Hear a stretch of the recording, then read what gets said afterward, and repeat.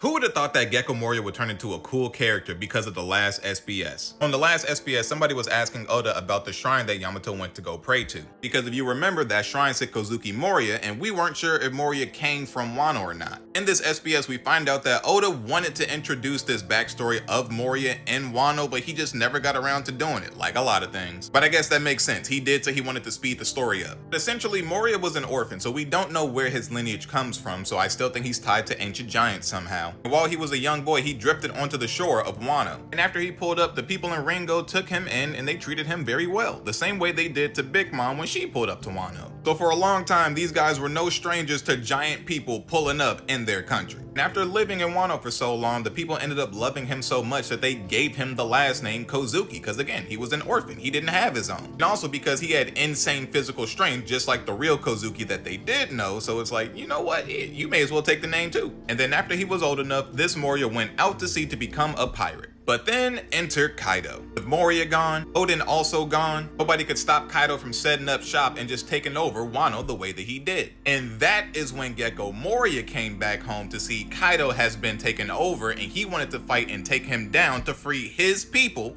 because they brought him in and treated him like family. Now, because of this fight against Kaido, Gecko lost his entire crew and everybody that he cared about, which is why he now only relies on zombies. But the only reason he did that in the first place is because these people took him in and became like his own. And after learning the whole thing, it starts to sound a little more tragic than anything, because Gecko was never like a terrible person. I mean, Hogback and Absalom, we all can agree that these two were. But when Gecko could have killed Luffy, he didn't do it. If anything, he was trying to get Luffy to take the same pill that he took. Like, you know, I was just like you when I was coming up. I thought I could do anything with my talented crew, but then of course he lost his whole crew. And if he wanted Luffy and his crew dead here, they would have been dead, because you don't get your shadow back unless he chooses for you to get your shadow back. You can't kill him or beat him, and then that stops the devil fruit effect. But after Luffy physically beat him, he was like, you know what, Straw Hat's here. Take your shadows back, and then go see for yourself what nightmare waits in the new world. And as we all know, the real nightmare that he was trying to warn Luffy about was Kaido himself. So honestly, I can't wait to see Gecko Moria come back into the story now that I know his heart is definitely a lot bigger than what he displays it to be, but still, he needs way better company, because outside of Perona, these other two people,